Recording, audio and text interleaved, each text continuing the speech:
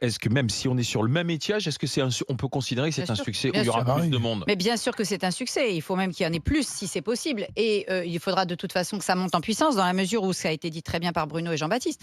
On a affaire à un gouvernement et en particulier Emmanuel Macron qui prend tout cela de très haut. Moi, j'ai été assez frappée hier pendant son espèce de micro-intervention Aux Pays-Bas, ouais.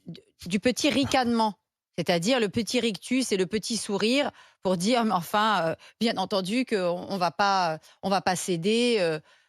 Je Elle le suis, fera céder? non mais je suis toujours La rue le étonnée fera quand même céder. avec le Toi, tu temps. penses que la rue le fera céder? Ouais, ouais. La rue peut le faire céder, bien Ouais, sûr, ouais. parce que d'abord, Mais il y a il pas. a l'air convaincu. Non mais attendez, il n'y a pas Ouais. que la rue. Et puis la rue en soi, on aura toujours 3 éditorialistes pour venir nous expliquer qu'1 million de gens dans la rue, ça n'est rien parce qu'il y a 66 millions de Français. Oui, Oui, enfin. il n'y a jamais eu 66 Ah 000 bah oui, personnes dans la rue. mais Non, ça, c'est pas l'argument. l'abolition des privilèges, ça s'est pas fait avec, Oui, mais- 15 millions de Français dans la rue. Hein. Ça s'est fait avec aussi avec des démarches politiques.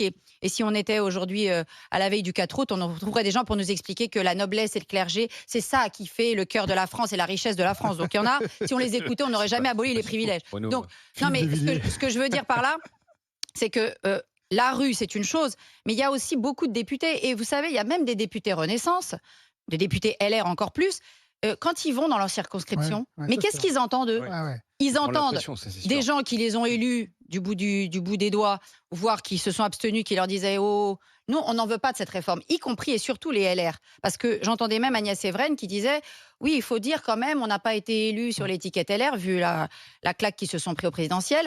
Donc, ceux qui ont été élus sont des députés qui étaient très enracinés dans leur circonscription. Et aujourd'hui, leurs administrés viennent leur dire « On n'en veut pas de cette réforme ». Ouais, mais Parce que ça- même le retraité LR, dont on aime bien le Mais décrire comme ayant un oui, gros mais Barbara- patrimoine, un gros bourgeois, Mais- il n'en a pas Non, mais envie attends, parce qu'il le voit pour oui, ses enfants. Pardon, ces députés LR, il y a 6 mois, soutenaient le programme de Valérie Pécresse, soutenaient il y a 5 ans François Fillon, qui était pour la réforme, pour la retraite à 65 ans. Qu'est-ce qui a changé pour ces députés Alors, ce en quelques mois? ce qui a changé, c'est soit sur la l'inflation. conviction. Ce qui a changé, c'est l'inflation. Ce qui a changé, c'est la prise de conscience de la précarité des femmes, par exemple, qui sont contraintes au temps partiel, du fait qu'on a quand même un gros problème avec des seniors qui travaillent pas assez longtemps, qui sont moins Maintenant, productifs maintenant. parce qu'on leur donne pas de Comme ça, c'était le responsabilité. cas, les années précédentes. Moi, par exemple, qu'on nous dise que quand tu es jeune et en bonne Tu santé, travailles plus. pendant les 15 premières années de ta vie active, tu travailles plus que 35 heures. Oui. Mais que à passer 50 balais, quand t'en as marre, Je suis et ça d'accord vaut avec aussi ça. bien pour un prof que pour une infirmière, que pour l'école bleue, qui sont les premières lignes dont on se fout éperdument, là, au contraire, tu devrais travailler, par exemple, 30 heures par semaine. Oui, mais ça, je suis